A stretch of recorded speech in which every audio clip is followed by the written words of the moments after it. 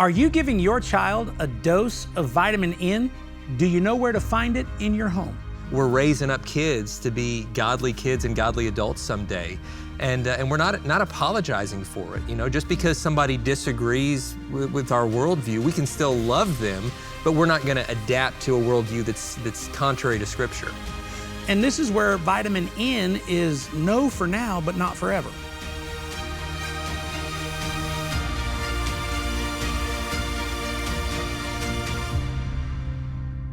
Joining us today, Dave and Ashley Willis are here to help us understand what it means to raise godly children, in many cases, in a world that is falling apart. Dave and Ashley are the hosts of the Naked Marriage podcast. They're speakers at the XO Marriage Conference, and they're tremendous authors. Dave, Ashley, thank you for being here, and thank you for sharing your wisdom with us about this important topic. You know, one of the things that I recognize has significantly shifted from my childhood to my kids' childhood is when I was a kid, it seemed like the majority of parents agreed on what a well-behaved child was. What was right and what was wrong. You know, in my neighborhood growing up, any dad could correct any kid. Mm-hmm. And every dad appreciated the correction. Mm-hmm. Yeah. In my neighborhood growing up, if you were out playing basketball or football in the street and one dad had a glass of iced tea and a lawn chair, the whole block was safe. Yeah. You know, because Mr. Smith was out watching the kids play in the street, so somebody was taking care of all the kids in the neighborhood. Yeah. Now, there are such wide variations and spectrums of belief on what good behavior is. Yeah. Yeah. It's hard to find people that hold values in common. It's so true. Yeah, they've shifted so drastically right before our eyes, and the sense of community is broken down. Used to, a good neighbor was somebody that was always there for you, watching out for you. Now a good neighbor is somebody that never talks to you. Correct. Yeah, looks the other way. Yes. Exactly. Yeah. We've got doorbells with video, so we can look. I'm not answering that. You know? Right.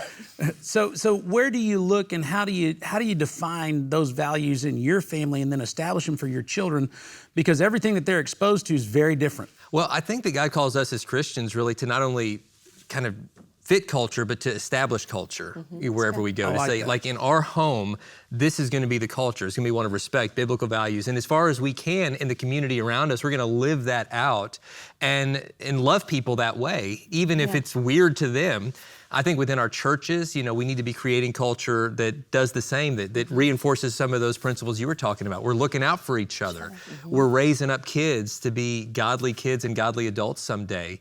And we're not apologizing for it. You know, just because somebody disagrees with our worldview, we can still love them, but we're not gonna adapt to a worldview that's contrary to Scripture. You know, the New Testament talks about people of faith and people who have their life found in Christ as peculiar people. Yeah. And when I was a kid, I used to think, well, what's so peculiar?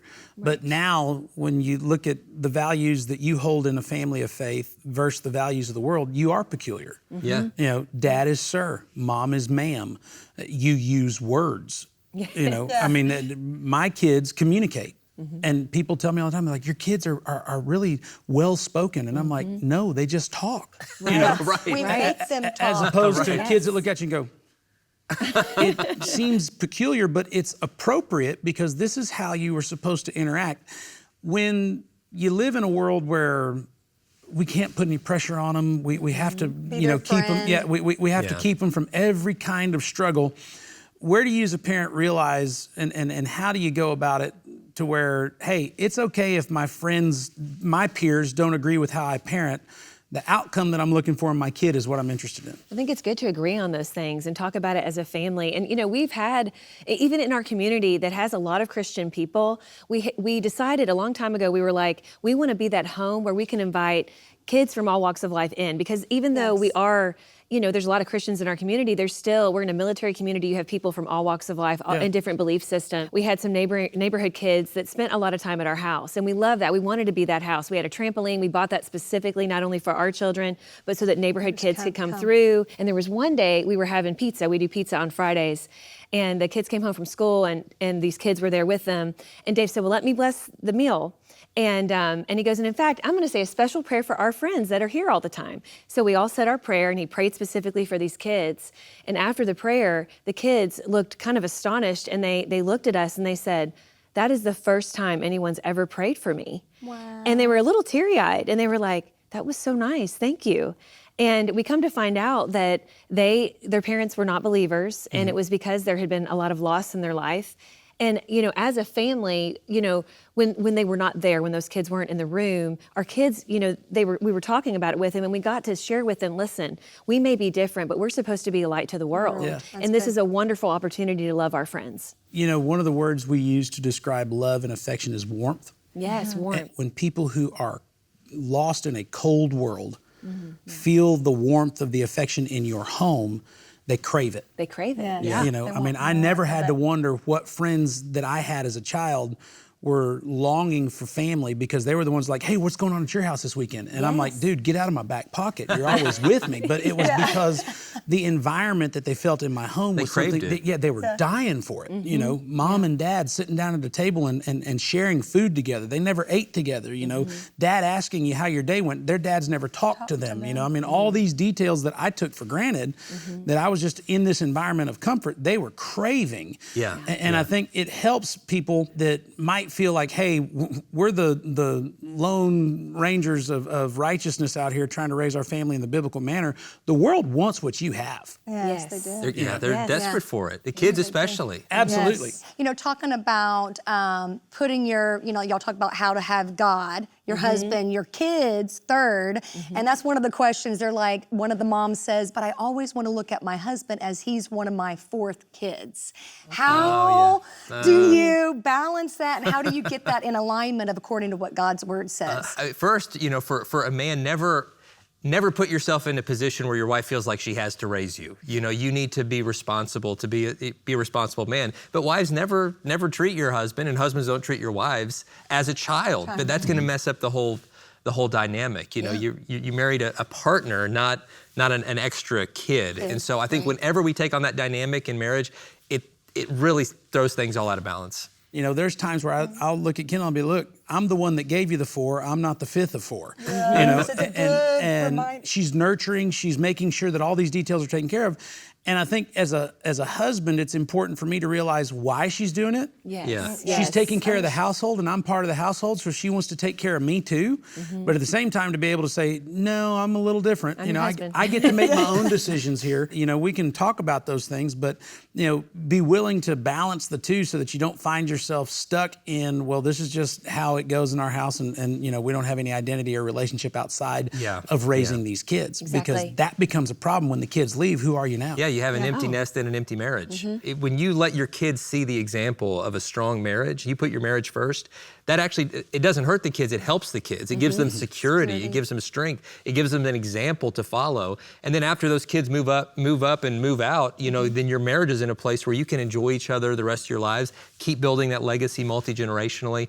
But when we say, well, for the next 20 years, we're just focused all on the kids, we'll come back to the marriage part later, there's usually not a marriage to come back to. Yeah, it's a recipe for disaster in many cases. When we come back, we're going to talk about one of the most powerful things that you can give to your child. It's a vitamin. It's in your house right now. It's vitamin N, the word no. That's good. A crisis can change everything in an instant, but in that moment, a familiar word comes to mind, one you've read so many times that it's now etched in your memory. This is why it's so important to be intentional about strengthening your faith. By reading the Word regularly and spending time with fellow believers, you equip yourself to face adversity when it comes. This month, as a token of our appreciation for any gift you give, we'd love to send you a brand new Christmas ornament just in time for the holiday season. For your generous gift of $100 or more, we're thrilled to offer you our special Christmas collection as a heartfelt thank thank you, along with a beautiful Christmas ornament, you'll receive frankincense and myrrh oil, Power to Heal by Pastor John, an elegant acrylic scripture box, and a USB filled with healing scriptures as an added blessing. We'll also include the Hagee Ministries prayer journal to support and guide you in your journey of prayer and growing closer to God. Child of God, seek Him in faith, believing with great expectation that what you ask in His name is already done. Send your best gift now by calling the number on the screen or visiting jhm.org/wonders. Welcome back to The Difference. There is times where you think, do I say no or can I say yes? When I was growing up, everything was wrong. So I got plenty of vitamin N. Yeah. No, you can't dance. No, you can't go to movies. No, you can't do this. No, you can't do that. And the thing that I noticed about kids who lived in that environment is the second that they were liberated from all of those nonsensical rules that really had no purpose, they went crazy. Yeah. They didn't go to a movie. They went and tried to break all 10 commandments in the weekend. Yes. You know? Right. Yeah. And so I saw this imbalance. There's times that no is absolutely the right thing to say. Yes. And then there's times when no means not now, but later. Yeah. And then there's times when you need to really think about, why am I saying no to this? Am I saying no to this because it wasn't provided to me as a kid? Yeah. That's good. And I want to withhold it? How do you as parents utilize vitamin N, no, when you live in a world that's so permissive? Right. How do you use vitamin N in your house? Well, Ashley's better at it than me. She's, because I'm like, I could be talked into You're stuff. just They super work nice. Me. I love how nice It's and kind negotiable. you are. It's negotiable. Yeah, let's work on your negotiation skills. Correct. You know, what It's do you the got? art of the Sell deal. me on it. I think, though, that no vitamin N is so helpful, and I've gotten better at it, Yes. especially as it relates to just certain boundaries in place, and the argument, well, so-and-so gets to do it, or the neighbor gets to do it, never works. I'm like, well, you know, I'm not going to stand before God and give an account of how I raised the neighbor, you know, so like, Correct. so that doesn't really matter. So certain rules about, like, we're not going to have no screens in the rooms was we a don't do any rule that screens in the Ashley, it was her idea, That's good, and I'm like, that's so good, Like because laptop the kids or TV the or kids like- hated it. They're like, we can't have a TV, we can't have a my tablet, alarm clock. That's my anything. alarm clock. Yeah, Yeah. it's my alarm. And we were like, well, no screens in the rooms. And now, like, the kids go up at night, they're off screens, they read, you know, they journal, They sleep they soundly. And they They sleep. actually They don't get have sleep. all the lights. Yes. And but if you let the kids make all the decisions, the house is going to be a train wreck. Kids don't know what they need. I try to say yes anytime a kid wants to do something with me. They wanted like Dad, let's go shoot baskets or whatever. Let's go shoot hoops. Like, I try to, no matter what I'm doing, if possible, get up and do that. Because I'm he like, really there's going to does. come a time when they don't want to. do it. Yeah. And I don't want to miss these moments. Yeah. But in terms of like, can I have something that's in the long run not going to be good for them? We try to say no more often. And again, Exactly. Ashley's way better than me. Correct. Because I'm like, you've only been on the iPad 10 hours today. It's fine. It's, you know, you're. You got no goodness. warning. You're good. You're quiet. preoccupied with that. Go ahead. I gotta cook dinner. I've enjoyed the quiet. It's fine. Just keep it going. You know, as parents, you have to come to a place of agreement about why. Yeah. Yes, A- definitely. and then support each other. You know, for example, you're talking about screens in the room. Sometimes you bring your situation as a child into your parenting, and you think that whatever it was that you had is the appropriate way to go. Yeah. Well, my family, we grew up, there were 5 kids, mom and dad, so there were 7, and then there were 2 cousins that came and lived with us. So there were, you know, we went from 5 to 7 kids, 2 parents, 9, in a house that was just over 2,000 square feet. Guess what? Every room had a television. Yeah. Television was utilized as your sound machine. You know, mom and dad would turn on the television and say, go to bed. Because that many people in such proximity, I understand. all you did was hear everything. And so it was mom and dad's way of creating privacy was noise. Kendal grew up in a house out in the country on a farm where didn't when have the lights one went out, television everything went and 2 quiet. channels, You know, so- when we came into our marriage and we're starting to raise children, she's like, they don't need a TV in their room. I'm like, how are they going to live without one? Yeah. You know, and Yes. only by willingly accepting, hey, I might not have had the most normal circumstance, realizing the benefits of creating spaces for you and your kids to interact instead of separate. Right. Yeah. You know, that's been a much better path than if we'd have done it my way, because I'd have said, yeah, you know, I mean, give them, 674 channels. Well, these days they do have that. I mean, they have more access, and that's why, like, I grew up, I love TV, and I told Dave, honestly, our thought behind this was I love it too much, and I have to go to bed with the TV. Like, it's just how I grew up. Yeah, it's how I shut off my day. Same, Yeah. Exactly the same. And so I said, I really would love for a new path to happen with our kids. We actually ended up instituting a new rule where when they're 16, they have the choice if they would like a TV. And do you know, our oldest could care less. He was like, even now, he's like, Don't need it. Our second one was like, are you serious? Yeah, so one of the rules in our house is you can't date until you're 17. Yeah. Mom and dad want to observe how you engage in this behavior before you leave the house so that we can help hit some guidelines just in case you need some tuning up. You know, that's one. Two, a date, and you know, I had parents, you know, at our school with our children, they're like, hey, I understand that your daughter can't date until she's 17. That's correct. You know, and they're like, well, my son would like to take her out. I was like, well, she's not 17. You know? And they're like, well, I'm like, listen, does your son drive a car? No. So you gonna pick her up? Yeah. Does he have a job? No. So you're gonna pay for whatever they do? Yeah. So is she going on a date with you, or is she going on a date with him? You know. And I'm not trying to say, you know, you're redefining dating or something, but what I'm trying to do is teach my daughter that you want a man who has the resources to take care of you, has the responsibility of picking you up and getting you home safely. This is what you date, you know? That's just a friendship with a boy who's borrowing mommy's money to go out and do something, you know? Right. And if you start off that way, you'll marry a boy who's borrowing mommy's money to be your husband. You know, That's I'm like, good. you Yeah. need to go, That's and I'm like, it has nothing to do with you. I'm trying to raise her. And this is where vitamin N is no for now, but not forever. Exactly. Yeah, that's so good. Yes. You know? Yeah. That's really good. Yeah, that's a good policy. It is. I like it. Yeah, the kids, they're not so happy about it. But I mean, They like to say, well, yeah. But it helps for us to understand that, because that's different than either of us were raised. You know, no dating. You know, and I mean, she's like, but I was dating when I was a freshman. I was like, and how'd that turn out for you? You know, and I'm like, since that guy's such a big part of your life now, you know, and she's like, well, okay, you're right, you know. And so I think there's a lot that you have to do whenever you enter into these conversations, so that you understand that what you're striving for is the right outcome. Yeah. Yes. Outcome-based parenting. Yeah. Absolutely. Absolutely. Where do we want to be when they're our age? Yeah. That's good. That's it. good. When we come back, we're going to talk more, not only about outcome-based parenting, but we're going to talk about the benefits of teaching your children what to do, when to do it, and how to do it. It's a big conversation. You don't want to miss it. You're watching The Difference.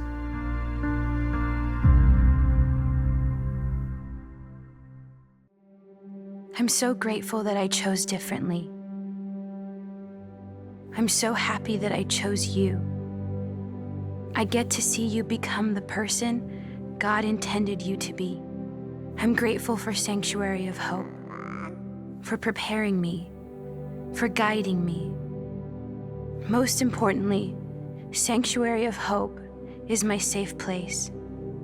It's where I can lay my baby's head down and know that God has His shield of protection over us. Thank you, Hagee Ministry Legacy Partners. Because of you, my baby has a chance. Because of you, I had the option to choose life.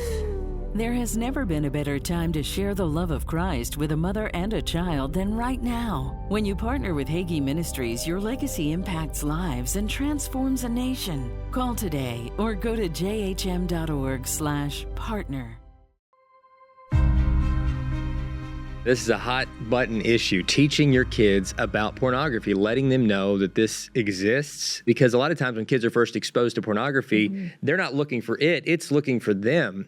Wow, that is a hot topic. So pornography, what age now are they saying that kids are being exposed to this? Yeah. Well, I mean, we try to keep an eye on the stats, and the stats are always changing, because pornography producers, they're trying to hook kids. I mean, there's a real agenda. And right now, the average age of first exposure is somewhere around 9. And it's just tragic. The kids are being exposed, and the images that are being locked in their minds at those young, impressionable ages are happening. And the kid's usually not even looking for it. No, I mean, it's just, it pops up, or it pops up on someone else's, and they're like, oh my goodness, look at this. And the next thing you know, those images are locked in, and it starts them on a pathway of their first exposure to anything related to sex being a very worldly, broken counterfeit, as opposed to what God's plan for sex is. Very selfish. Sex is God's design. Yeah. Yes. It's God's idea. And this was something that struck me as I was really studying Genesis and the relationship of Adam and Eve. God told them in innocence, be fruitful and multiply. Yes. So their intimate sexual relationship was a part of God's innocent plan. Yeah. And then the second that they wrecked it, they just got cursed. They just got kicked out of the garden. You read in the Bible, and Adam knew his wife Eve. So it's like, hang on, honey, I just ruined the world for all of mankind. Would you like to go to bed? So it's like, in their innocence, they had this sexual relationship.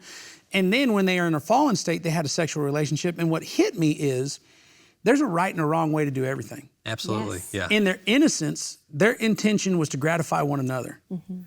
In their fallen status, their intention was to gratify self. Yes. Yeah. Adam needed to be comforted because he just felt bad about wrecking the world. And he thought, well, Eve's here, she can comfort me. Eve needed to be comforted because, she just got cursed with all the different things she's been cursed with. Here's Adam, he'll comfort me.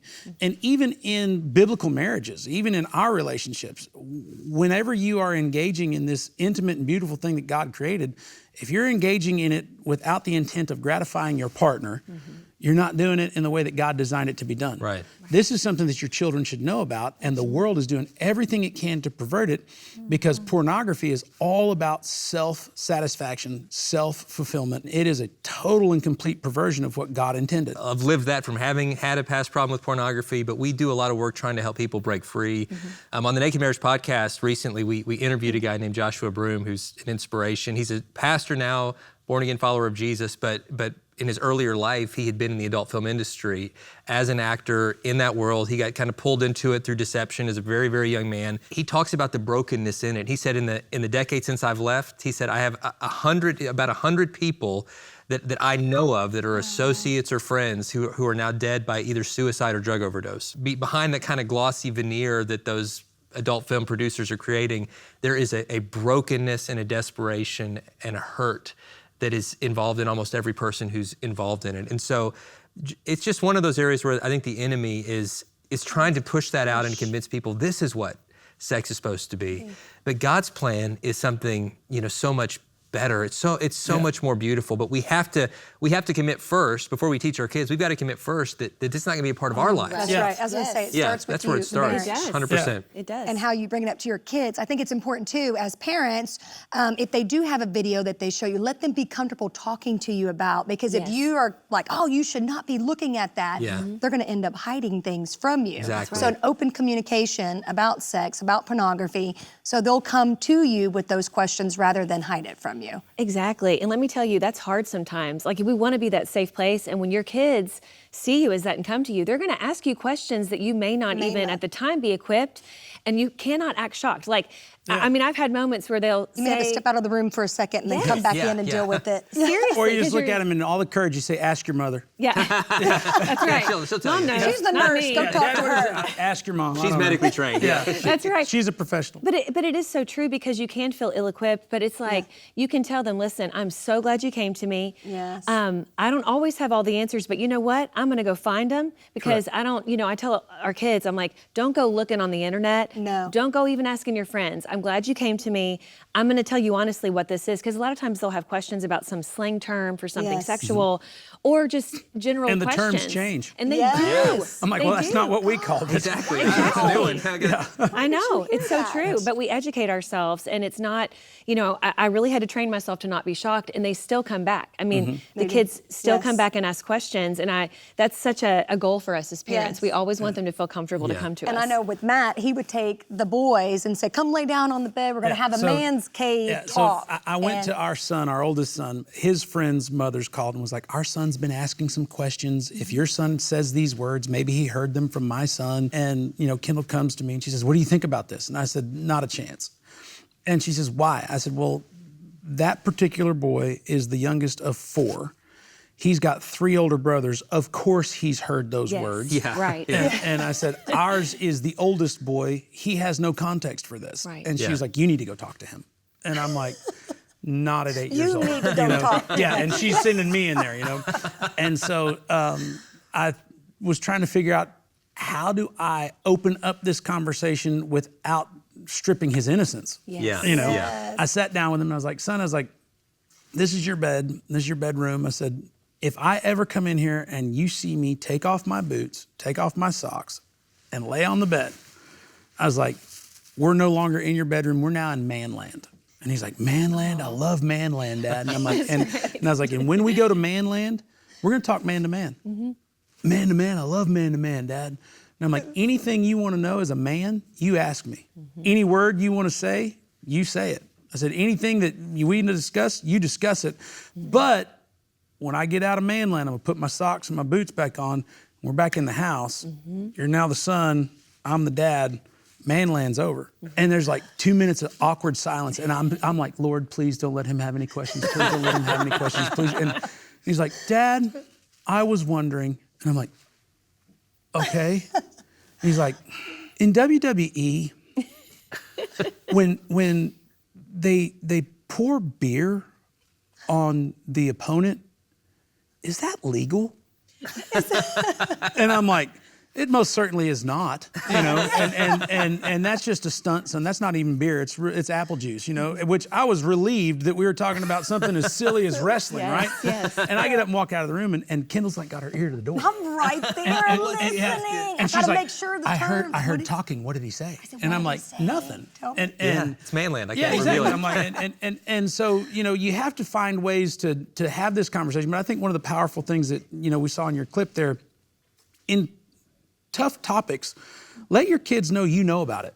Yes. Yeah. Yes. There's nothing as comforting as a child is knowing Dad knows about this. Yes. Yeah. Right. And if I bring it to him, he's got information that will help me. Absolutely. And I think a lot of Christian parents, especially, like, if I don't talk about it, they won't find out about it. And they're then, not gonna ask. and what happens is you never discuss it. And oftentimes it's an entrapment that the enemy has on some member in your household, and you need to be the one that goes and breaks it. I think sometimes we don't say anything because we're afraid, I don't want to get to these awkward conversations where I might have to reveal mistakes I've made. Correct. Because we think that our kind of moral, our authority comes from like this being perfect. Yeah. But they're not looking for perfection, No, they're looking they're for not. authenticity. And I think in an age-appropriate ways, to be able to share, I didn't always get this right, and I experienced a lot of pain that I want to prevent you from experiencing. And that's kind of a fulfillment of Revelation scripture. They overcame by the blood of the Lamb and the word of their testimony. Yeah. You can overcome that in the generations of your household if you're willing to share what Christ did to heal you and how it can help your children moving forward. That's one. 2, John 10:10, I've come to give you life and life more abundantly. The enemy has come to steal, to kill, and to destroy. The intimate relationship between husband and wife is something that creates an abundance, not just in children, but in connection and in all of the things that God intends to be in the marriage. The enemy is trying to destroy that long before you find your spouse. Yeah.